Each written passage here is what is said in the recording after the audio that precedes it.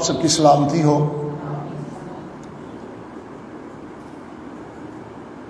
گلتیوں دوسرا باب اور 30 آیت سے 5 آیت تک ہم نے تلاوت کیا ہے۔ پہلی 2 آیات میں ہم نے یہ دیکھا تھا کہ مقدس پالوس رسول 14 برس کے بعد دوبارہ یروشلم میں آیا ہے اور تنہائی میں یروشلم کے بزرگوں کے ساتھ اس نے اس انجیل کو سنایا جو وہ غیر قوموں میں بانٹ رہا تھا، تاکہ یروشلم کے بزرگوں کی درستگی کر سکے۔ اور ہم 30 آیت میں اس بات کو پڑھتے ہیں، لیکن تیتس بھی جو میرے ساتھ تھا اور یونانی ہے، ختنہ کرانے پر مجبور نہ کیا گیا۔ پالوس کا نقطہ یہ ہے کہ یروشلم میں جو رہنما ہے، جو قیادت کرنے والے لوگ ہیں، انہوں نے تیتس کو جو غیر قوم سے مسیح کو قبول کرنے کے باعث تبدیل ہوا تھا، اسے موسیٰ کی شریعت کے مطابق ختنہ کرانے کے لیے مجبور نہیں کیا گیا۔ جب پالوس نے ان بزرگوں کو غیر قوموں میں سنائی جانے والی خوشخبری کو بتایا، اپنی دیانتداری اور اپنی فرما برداری کے بارے میں آگاہ کیا، تو یہ ظاہر ہوا کہ یروشلم کے بزرگوں نے، رہنماؤں نے جو شریعت سے الگ فضل کی خوشخبری ہے اس کو قبول کیا۔ اور تیتس کا ختنہ ایک بہت ممکنہ مسئلہ تھا، چونکہ یہودی لوگوں میں جو مرد ہوتے تھے اس کی چمڑی کو کاٹنا ایک عہد کے طور پر موجود تھا۔ یہودی عقیدے میں موسیٰ کی شریعت میں آغاز کرنے کی پہلی علامت ہی ختنہ تھا، اور اگر کوئی غیر قوم یہودی بننا چاہتا تھا تو اسے ختنہ کرانا ضروری تھا۔ یہودی مردوں کا ختنہ بچوں کے طور پر ہی آج میں دن کیا جاتا تھا، اور ہم نئے عہد نامے میں یسوع مسیح کے ختنے کے بارے میں، یوحنا بپتسمہ دینے والے کے ختنے کے بارے میں پڑھتے ہیں، اور زیادہ تر غیر قوم جو مرد تھے ویسا نہیں کرتے تھے۔ اس لیے جو عہد کا حصہ بنتے تھے، جو ابراہیم کی نسل میں یعنی یہودیت میں شامل ہونے کا عہد کرتے تھے، انہیں موسیٰ کی شریعت کے مطابق ایسا کرنا پڑتا تھا، اور اس کے علاوہ کوئی دوسرا طریقہ نہیں تھا۔ اور اگر کوئی شخص شریعت کی فرما برداری میں زندگی گزارنا چاہتا تو اسے ختنہ کروانا شروع میں ہی ضروری تھا۔ پالوس نے کہیں پر بھی ختنے کی مذمت نہیں کی، لیکن اس نے اس پر ضد بھی نہیں کی۔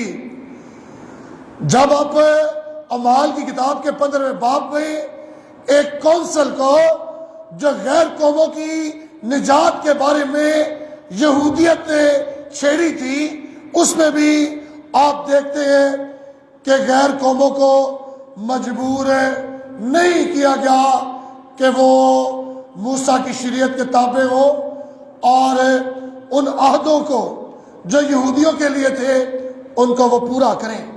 اور یہاں پر ایک بات آپ کو چوتھی آیت میں ملتی ہے، کیا لکھا ہے؟ اور یہ ان جھوٹے بھائیوں کے سبب سے ہوا جو چھپ کر داخل ہو گئے تھے اور چوری سے گھس آئے تھے، تاکہ اس آزادی کو جو ہمیں مسیح یسوع میں حاصل ہے جسوسیت کے طور پر دریافت کر کے ہمیں غلامی میں لائیں۔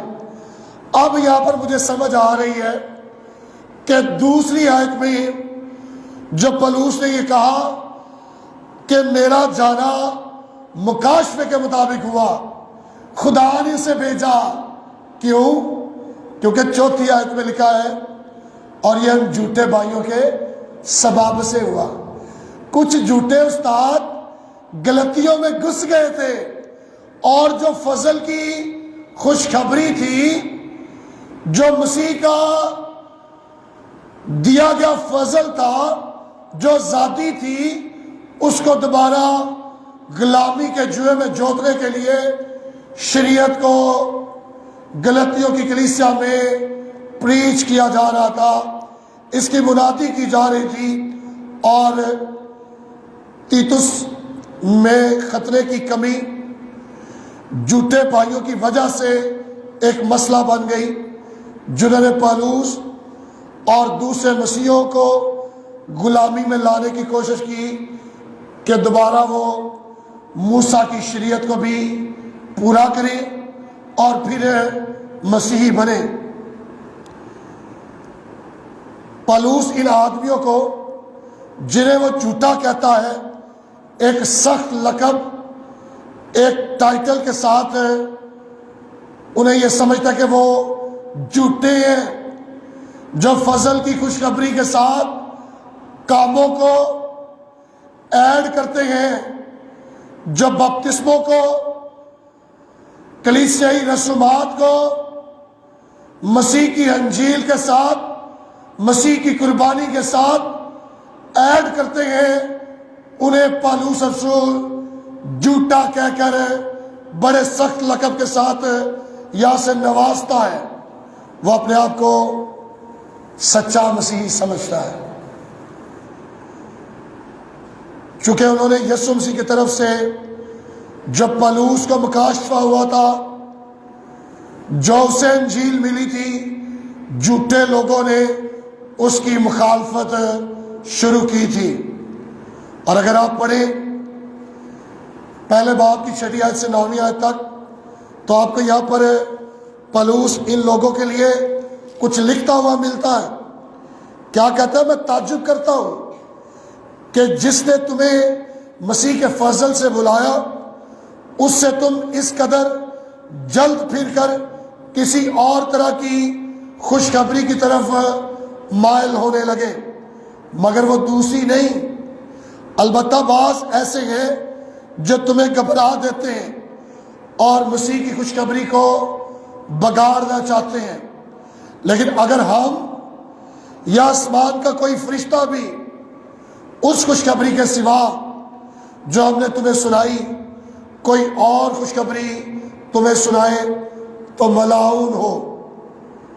جیسا کہ ہم پیشتر کہہ چکے ہیں، ویسا ہی اب میں پھر کہتا ہوں کہ اس خوشخبری کے سوا جو تم نے قبول کی تھی، اگر کوئی تمہیں اور خوشخبری سناتا ہے تو ملعون ہو۔ میرے عزیزو، یہ بات بڑی اہم ہے جو پولس یہاں پر کہہ رہا ہے کہ کچھ لوگ چپکے سے گھس آئے ہیں اور یہ جھوٹے بھائی ہیں، یہ جھوٹے ایماندار ہیں، وہ ایک خاص مقصد کے تحت آئے ہیں، اور ان کا مقصد یہ ہے کہ مسیح کی آزادی میں لوگ قائم نہ رہیں، انہیں دوبارہ کیا بنایا جائے؟ غلام۔ کس کے؟ شریعت کے۔ اور یہ خطرناک ہے۔ پولس کو یہ خطرہ محسوس ہوا اور اس نے یروشلم میں جانا خدا کی مرضی کے مطابق ضروری سمجھا، تاکہ ان جھوٹے بھائیوں سے جو جاسوسوں کے طور پر آئے ہیں، تاکہ لوگوں کو غلامی میں جوتیں۔ پالوس نے یہ محسوس کیا کہ اگر انجیل کے پیغام کے ساتھ سمجھوتا کر لیا گیا تو یہ صرف غیر قوموں کے لیے نہیں بلکہ مسیح پر ایمان رکھنے والے ایمانداروں کے لیے بھی غلامی کا باعث ہوگا۔ دوبارہ موسیٰ کی شریعت پر عمل کرنا پڑے گا، ختنہ کرانا پڑے گا، اور فضل کی آزادی جاتی رہے گی۔ مسیح کی قربانی، بہایا گیا خون اور لی گئی موت ناکافی بن جائیں گی، اور لوگ ان رسومات پر عمل کر کے اپنے آپ کو بچانے کی، نجات پانے کی کوشش کریں گے۔ اگر آپ 5 آیت پڑھیں تو لکھا ہے ان کے تابع رہنا ہم نے گھڑی بھر بھی منظور نہ کیا، تاکہ خوشخبری کی سچائی تم میں قائم رہے۔ پالوس نے سمجھوتا نہیں کیا، کمپرومائز نہیں کیا، تعلیم میں کسی اور طرح کی تعلیم کو مکس نہیں ہونے دیا، ملاوٹ نہیں بننے دیا، تاکہ ایسا نہ ہو کسی ایک بات پر سمجھوتا کر کے انجیل کے پہاڑ سے وہ پھسلے اور دوبارہ سے دڑم کر کے زمین پر گر جائے۔ وہ ذاتی جو مسیح کی قربانی کے وسیلہ سے ملی ہے، کفارہ سے ملی ہے، وہ ضائع ہو جائے، وہ بیکار ہو جائے۔ اور میرے عزیزو، اس نے برادرانہ محبت کی درخواست اپنی زندگی میں رکھی ہے، لیکن اس نے سمجھوتا نہیں کیا، خطرے کو نجات کے لیے ضروری نہیں سمجھا۔ آج کئی لوگ خطرے کو جو جسمانی نشان ہے بپتسمے کے ساتھ نتھی کرنے یا جوڑنے کی بھی کوشش کرتے ہیں۔ یہ حوالہ مجھے اور آپ کو بتاتا ہے کہ تیتس کو خطرے کے لیے مجبور نہیں کیا گیا، لیکن وہ ایماندار ہے، وہ پیارا ہے، وہ قابل بھروسہ ہے، وہ ایماندار ہے، وہ پالوس کی خدمت میں اس کا ساتھی ہے۔ اور یہ پالوس نے لکھا اور وہ متاثر تھا کہ انجیل کی سچائی ہمیشہ کیا رہے، قائم رہے۔ میں اور آپ جس اخیر زمانے میں زندگی گزار رہے ہیں، اگر آپ کلیسیا کو کوئی نام دینا چاہیں تو دے سکتے ہیں۔ بتاؤ کون سا نام؟ سمجھوتے کا۔ وہ کلیسیا جسے دنیا میں سے نکال کر الگ کیا گیا ہے، آج اگر آپ کلیسیا کا کوئی نام رکھنا چاہتے ہیں تو وہ ہے سمجھوتا۔ لوگ تعلیمات پر سمجھوتا کرنے کے لیے تیار ہیں، تاکہ کسی بھی نئی آنے والی مشن، نئے آنے والی ایمان کے ساتھ جڑ کر، کسی کے بھی سٹیج پر چڑھ کر تصویریں بنانے کے لیے، کسی کے بھی ساتھ کھڑے ہو کر نعرے لگانے کے لیے، کسی سے بھی تھوڑا ہدیہ لے کر اس کا ساتھ دینے کے لیے تیار ہے، اشتہار پر تصویر لگوا کر اس کا ساتھ دینے کے لیے تیار ہے، نام واری کے لیے، پیسوں کے لیے، مشہوری کے لیے۔ آج لوگ انجیل کے ساتھ کمپرومائز کرنے کے لیے تیار ہیں، اور یہ انتہائی دکھ کی بات ہے۔ اس سے کیا ہوتا ہے؟ سچے خادموں کی خدمت کا ہم پاس نہیں رکھتے۔ پالوس کو یہ فکر تھی، وہ یروشلم میں گیا کہ کہیں میری خدمت بیکار نہ ہو جائے۔ پالوس کو یہ فکر تھی کہ انجیل کی سچائی کو بدلا نہ جائے، انجیل کی سچائی قائم رہے۔ لیکن آج بڑے دکھ کی بات ہے، لیکن ہمیں واپس انجیل کی طرف آنا ہے، انجیل کی طرف واپس آئے اور بائبل کی تعلیمات پر قائم ہو، انجیل کی سچائی کے ساتھ کھڑے ہو، ایمان رکھیں، یاد رکھیں، نجات پائیں۔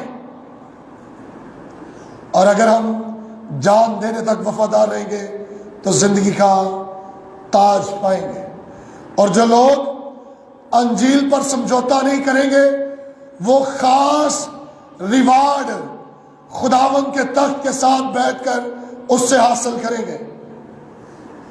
اس لیے میرے عزیزوں، ہمیں ان سچے خادموں کو جو انجیل کی سچائی کے لیے اپنی جان دے چکے ہیں ان کو کاپی کرنا ہے، ان جیسا ایمان ظاہر کرنا ہے۔ خدا مجھے اور آپ میں سے ہر ایک کو ایسا کرنے کی توفیق بخشے، آمین۔ آئیے اپنے سر کو جھکائیں اور دعا مانگیں۔